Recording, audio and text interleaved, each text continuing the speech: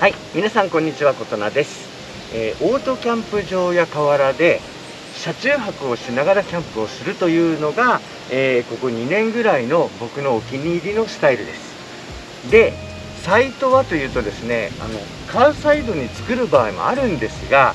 やっぱりこのバックドアの下っていうのが、車との一体感、それからプライベート感、これが増しますんでね、一番落ち着くので、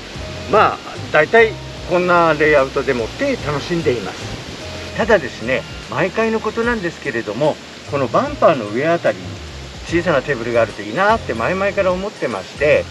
これから秋冬のベストシーズンを迎える前にということで作ったのがこのカーバックテーブルです。構造は極めて簡単です。1枚の板を車の上に乗せて2本のパラコードで吊り上げている。ただそれだけです。はい、それでは構造についてね、もうちょっと詳しく説明していきます。まず天板はね、これというサイズは特にございません。小さなものでよければ小さな板でいいしね、例えばこれはステアリングハンドルのところのテーブルなんですけど、こんなちっちゃなものでカップが1個置ければいいよっていうんだったらそんなものでもいいし、大きいのがいいって言ったら大きいのにすればいい、幅はこんなにいらないよっていうんだったら細いのにすればいいし、そこはもう自由です。で、僕の場合は過去の動画で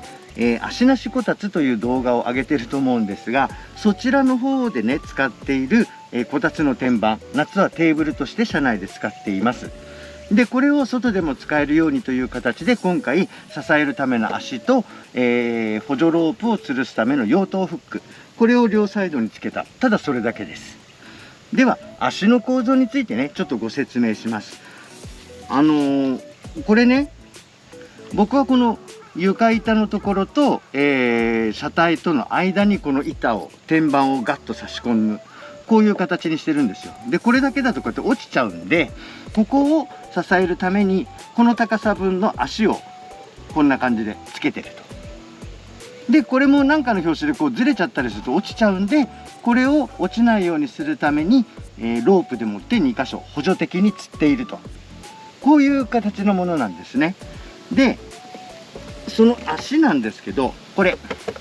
使うたびにこの下にスッと差し込むというくさび型でね、使っていただいてもいいんですが、なくしたりとかね、それから僕の場合はね使用頻度が非常に高いので、もうめんどくさいから天板の裏に固定しています。で、固定はね、使う時にこうやって起こす、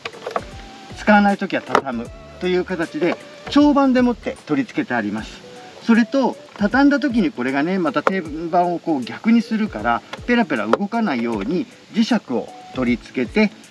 固定するようにしています。で、今度使っている時にねこれが倒れちゃって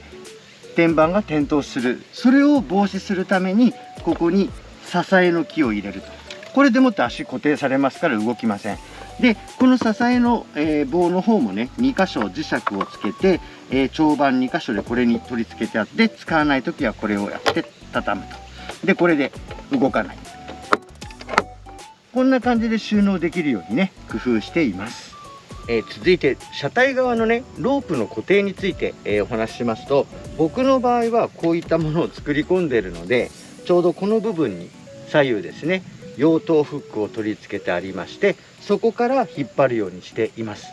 で、それ以外のお車の場合ですね、例えば後部座席のシートベルト、ここに固定するとかっていう形で十分できます。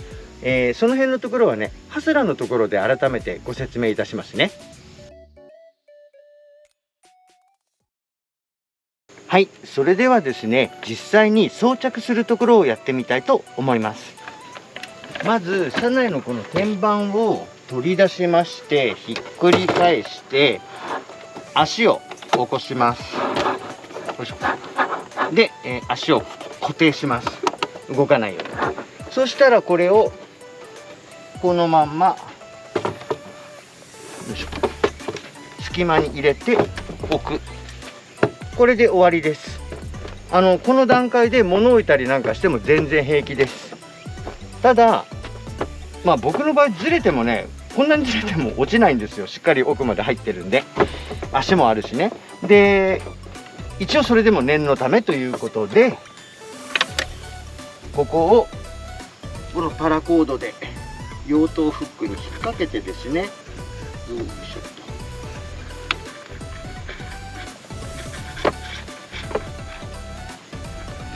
それからこちら側も養豚フックで引っ掛けて、あとは長さをこう調整してピンとロープを張ると、これでもう大丈夫です。でかなり丈夫なんでね、多分座っても大丈夫だとは思うんですけど、まあ座るのは目的でね作ったもんじゃないんで、僕はあんまりちょっと座りたくはない。多少こうロープでつってるとはいえ揺れるんでね、ちょっと心配なんですね。で、僕のはこの扉がついてるんでね、この扉をね開けて、ちょっと開けますね。よいしょ。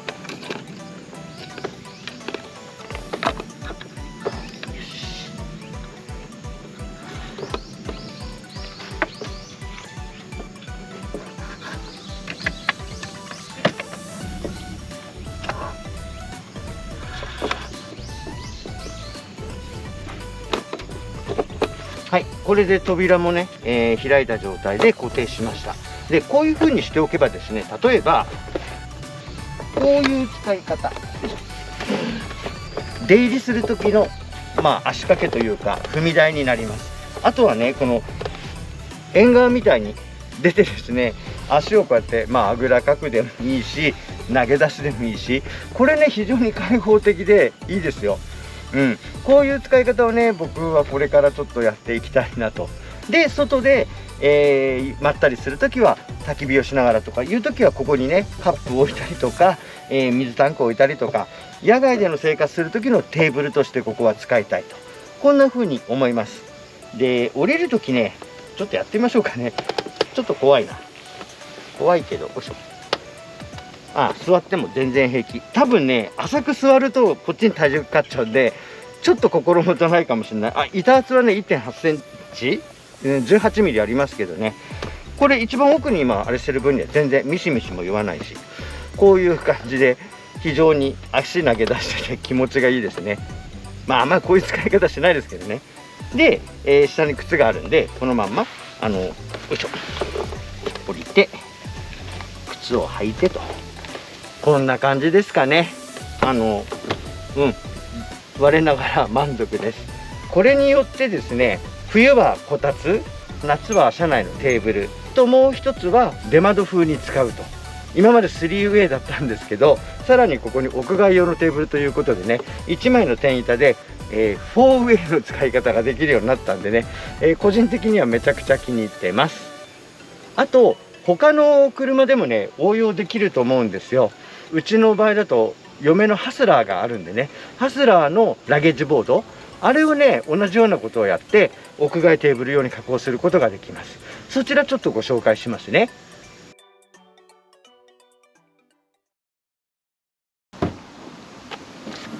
はい、ハスラーの場合、こうしたラゲッジボードを自作されている方多いと思いますが、これを車外で使えるカーバックテーブルに改良しました。構造はエブリィのものと全く同じ。早速装着してみます。まずは取り出して前後反転させてバンパーの上に装着なんですが、ハスラーの場合バンパーと戸あたりとの隙間が3センチほどしかなく、戸あたり自体の奥行きも1センチ程度なので、天板の食い込みが非常に浅いんですね。天板とバンパーの隙間も2センチ弱なので、足といっても本当にくさびを打っているような感じです。なので一応自立はしますが、ちょっとの弾みですぐ外れてしまうので、パラコードでの吊り上げは必須ですね。足はこのように小さなものなので、折りたたみ式ではなく木工用ボンドと2本の飾り釘で固定しています。天板は左右の角に取り付けた養豚フックにパラコードを引っ掛けて吊り上げます。パラコードの車体側への取り付けは後部座席用シートベルトのバックルに一巻きして父輪に通して絞り込み固定します。はい、これで完成です。